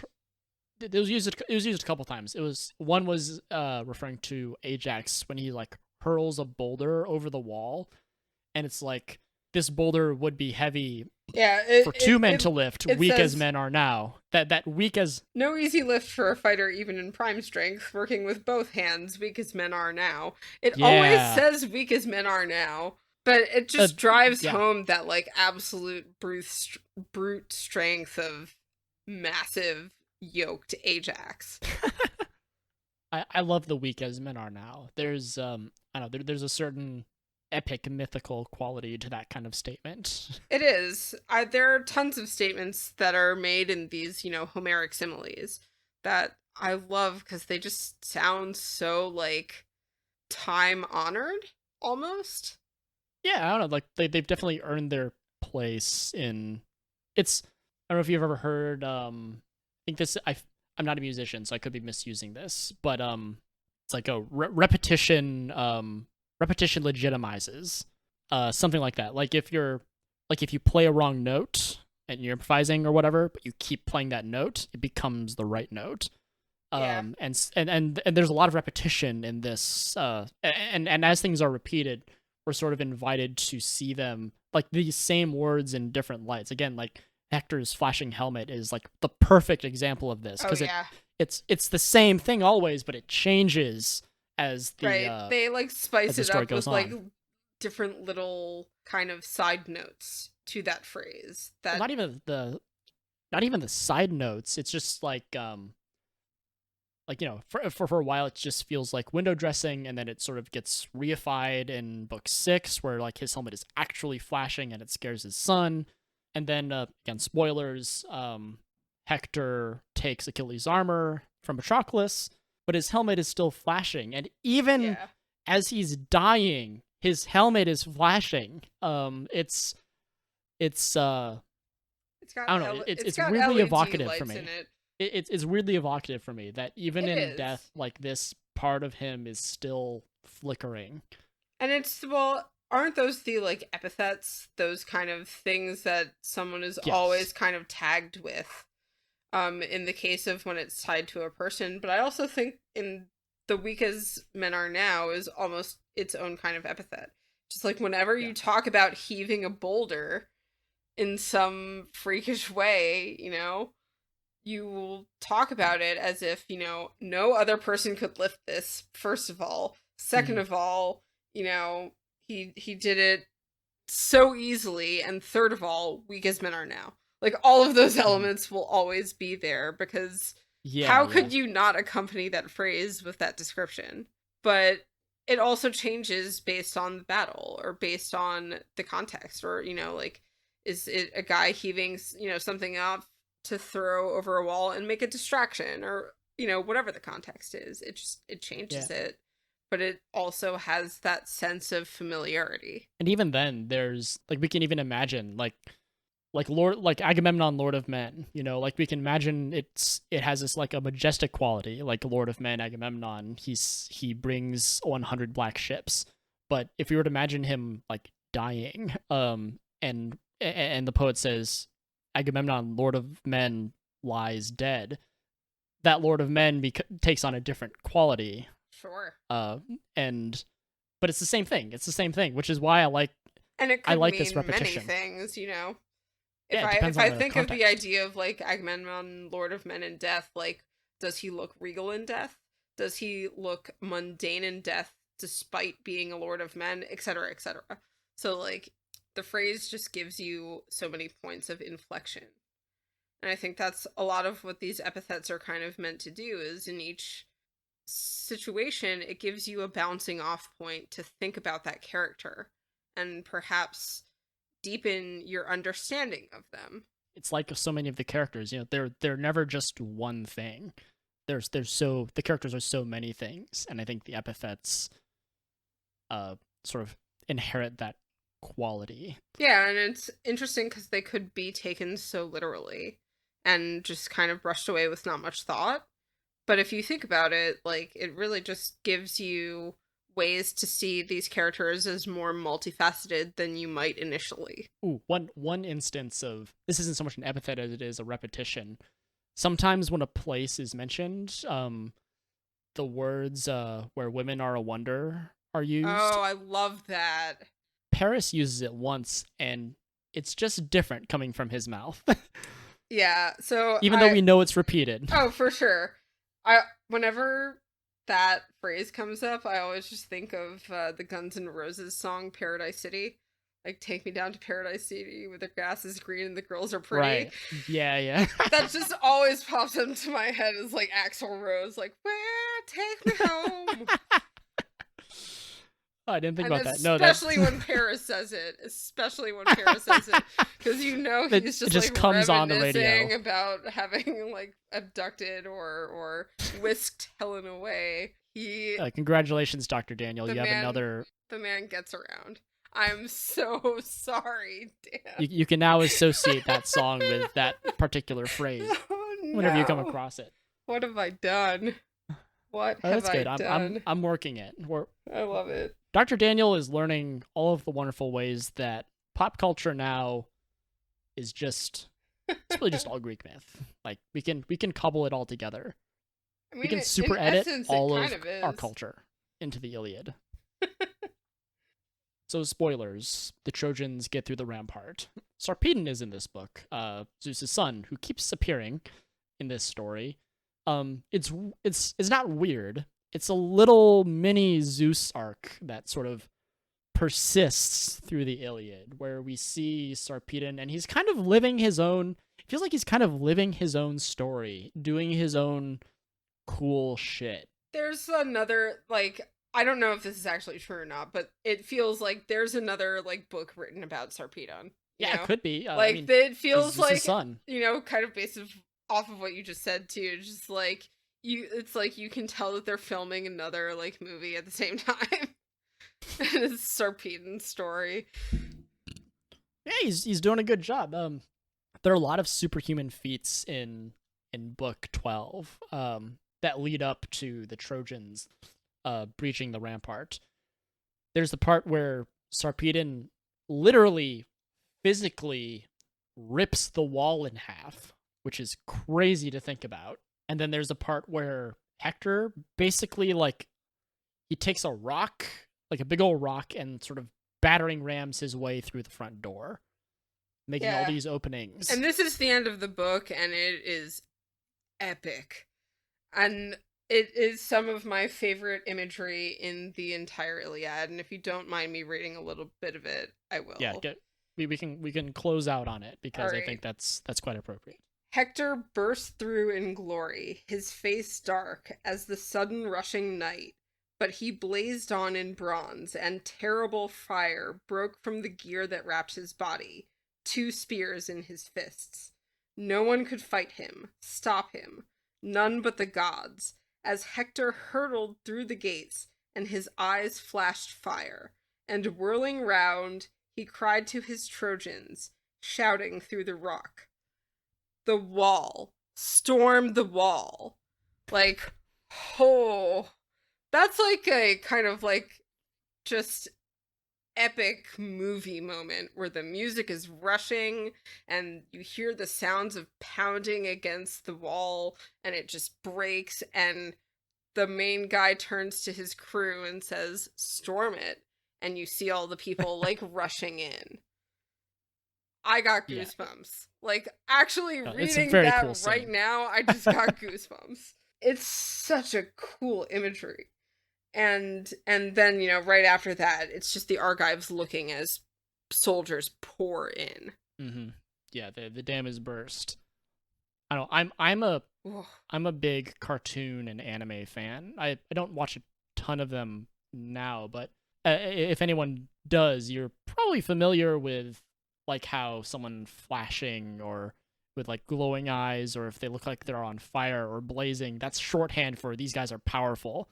And this is basically that. This is exactly that. Pretty much. There's nothing else to really say. We've liked the idea that someone is blazing for a long time. It's just I know you like people blazing. Oh, that's rude. I do like people blazing. That is true. I can't help it. Rude. I love you, Llama. I know. Very, very funny. It's a really intense imagery, though. When you brought up anime, it made me think of Avatar: The Last Airbender, when he goes into the Avatar state and gets all glowy, and that's when the real cool shit happens. Mm. There's a great show called Hellsing Ultimate, if you've heard of that, and all of the characters have they are all wearing glasses, blazing and eyes. they all shimmer in the, like, you never see their That's eyes cool. unless, like, specifically, like, they adjust their glasses or something. Like, they're always surrounded by some force or smoke, and they're always, like, sort of backlit, and you can, like, see their shining out. Like, it's so unashamedly cool, and Yeah. and I get a lot of that in the Iliad. So, if you're a huge anime fan, you might like the Iliad. Who knows? Although I think it applies to like most people who like kind of epic battle sequence imagery, grand storming of, castles, forests, whatever. I don't know. Any kind of just big action sequences, like Wild fantasy, like in Thor Ragnarok, when Thor comes, he gets his powers, and like his eyes are filled with lightning, and he's got lightning crackling around, and we've got the cool music. I can't remember the name of the song for some reason, but it's, I don't know. Yeah, and for me, this brought me back to like everything for me goes back to Lord of the Rings. It all comes back to Lord of the Rings. I know that I'm going to go on about this so many times that people are going to get tired of it. I'm sorry, but I'm also not sorry. But like, this gave me big, almost kind of like Battle of Helm's Deep, energy. Not when the orcs break through, but when Theoden, that's what I was going to say, rides out with Aragorn. And they finally break out, and they just go into full, slicing and dicing mode. And you just see all these people pouring out and making this grand effort to, completely overwhelm when they're in the face of something far greater than them. And I get that energy from the Trojans because, when you talk about it, like they are absolutely up against something desperate. Like that. So it just gives that shot. Like big battle sequence energy. This is one of my favorite endings to any book. And there are a lot of really great ones. But just that imagery of Hector bursting in with his eyes alit and telling everyone to storm is woof. Yeah, even though these last two books were very, battle heavy. And I think sometimes when we think of like, battle heavy sequences in media, it can get kind of, long and confusing and kind of a slog to sit through. The noise and the confusion and the light, and you don't know who's who, you don't know what's up or down. These are very engaging books, even though there's a lot of hand-to-hand combat, a lot of man-to-man. Like the drama persists despite what would otherwise, I think, be, just sort of unfiltered confusion in another medium. Absolutely. And I think, honestly, that's probably a really good place to leave book 12. Yeah, I agree. What a book. Yeah, there's more to talk about than I thought. But, I'm glad we got to talk about it. And we'll get to hear now our resident can't speak today. Our resident expert, Dr. Daniel, there we go, talk a little bit more about it. I'm super excited to hear what he has to say. Absolutely. So, and you better be too, so don't turn us off. Don't touch that dial.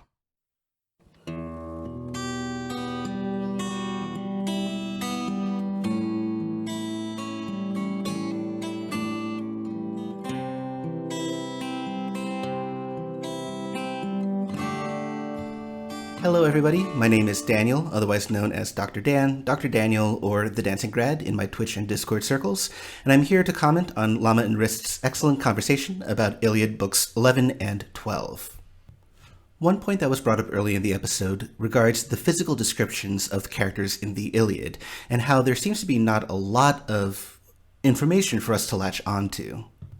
One place to look in particular, though, are the epithets, the adjectives or the phrases that are often attached to individual personalities as a sort of an essential characteristic of that person. More specifically, the epithets that really interest me personally are the ones that have to do with color. For example, hair color. There's an adjective, xanthos, that is used to describe the hair of Achilles that is often translated as something like blonde or something like that. The same adjective, however, is used to describe Menelaus' hair, and I believe Fagles translates the term as something like red-haired.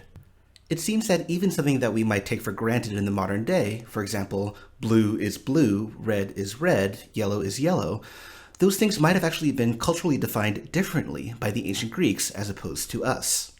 There's an excellent piece entitled Black Achilles, written by Tim Whitmarsh of the University of Cambridge. Feel free to Google that and read up on it, because he goes into detail about how these different color terms might have been conceptualized by the ancient Greeks and how that affects our understanding of things like race or physical appearance. The piece responds specifically to the controversy over the decision to cast Achilles as a black man in the recent series Troy, Fall of a City. So I highly recommend reading up on that piece by Tim Whitmarsh, Black Achilles. I also wanted to add my own 2 cents about this discussion of whether the fact that the Iphigenia story, the sacrifice of this daughter, the fact that it doesn't actually get mentioned in the Iliad, whether that should affect our understanding of Agamemnon's character and whether he's a good guy or a bad guy. As I've mentioned in previous tags, the afterlife of Agamemnon after the Iliad is not particularly kind to him.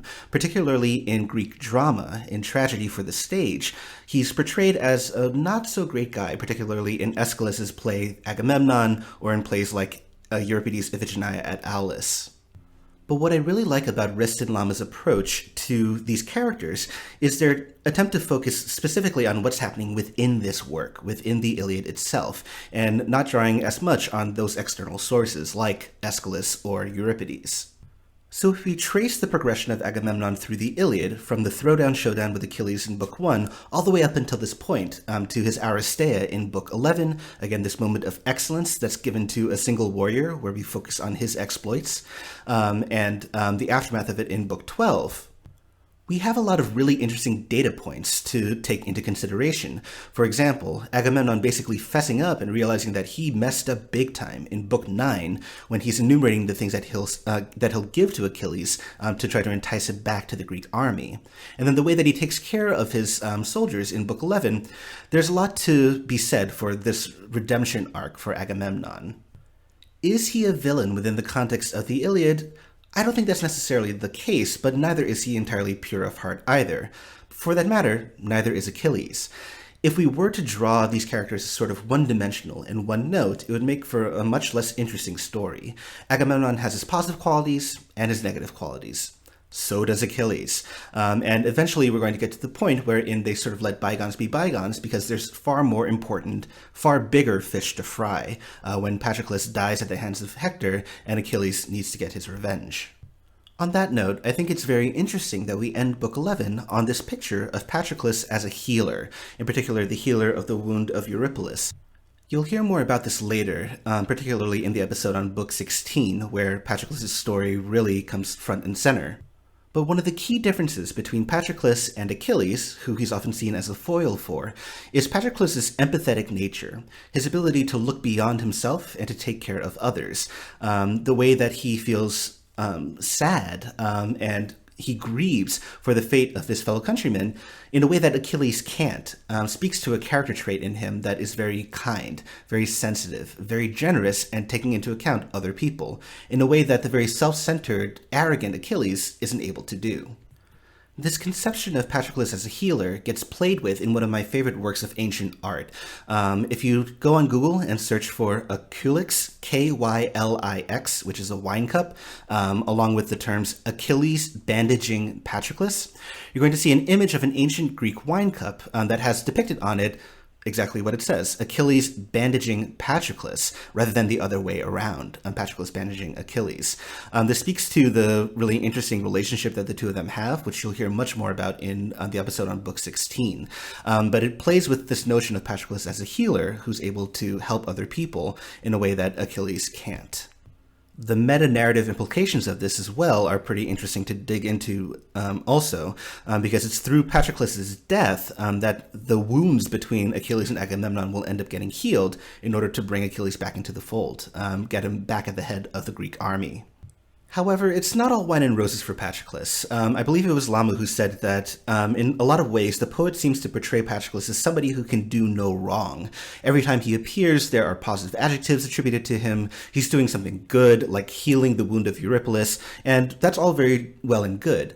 However, stay tuned to Book 16. We're going to see that Patroclus, the main thing that does him in, the main thing that causes his demise, is his sort of own personal inability to follow instructions and to strive for glory in order to try to take the city of Troy and to try to beat down Hector. That's what's going to lead directly to his downfall. So in terms of Patroclus not being able to do anything wrong, yeah, maybe not so much in Book 16, but that's a discussion for a later episode.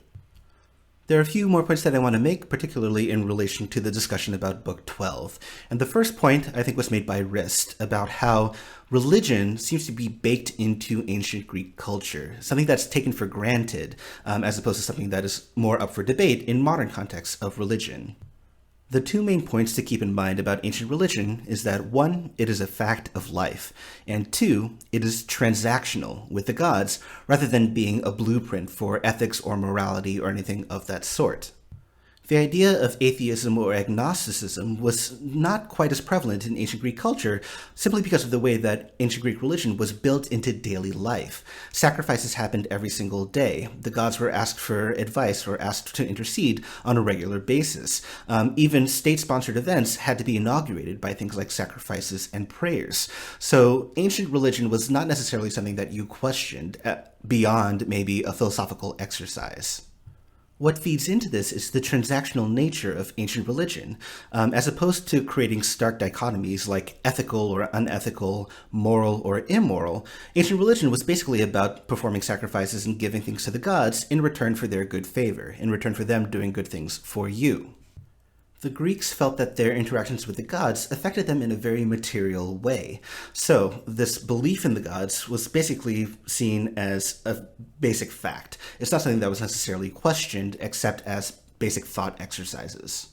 The last point that I wanted to make is about this reference that Wriste made to a story that he read in college about the battle between frogs and mice. What's really interesting is that the story is actually very related to the discussion of the Iliad and the Odyssey because it's actually an ancient Greek story.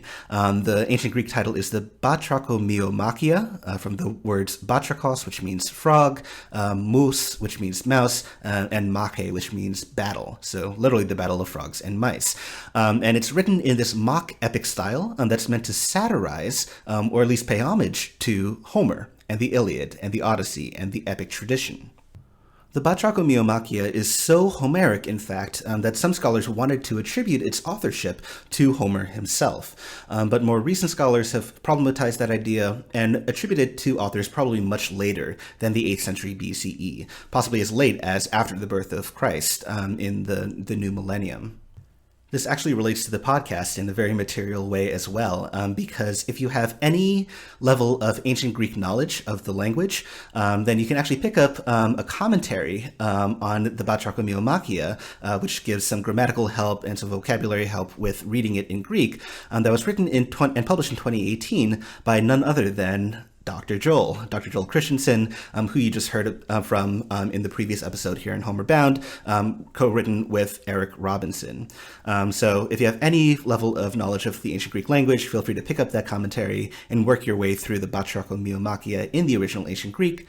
If not, feel free to enroll in my Intro to Ancient Greek class this coming fall. Just kidding. But in any case, that's my time. Thank you for listening, and I'll see you on the next episode of Homeward Bound. With that, I'll toss it back to Wriste and Llama.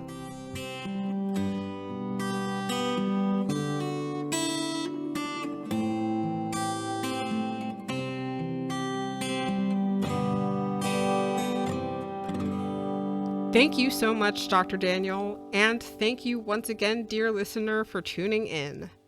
We hope you've enjoyed our discussion as well as Dr. Daniel's wonderfully informative expert opinions.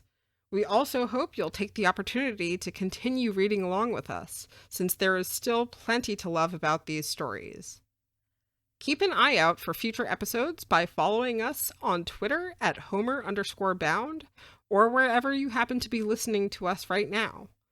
We're looking forward to seeing you for the next episode, but until next time, take care and thank you for joining us for this episode of Homeward Bound.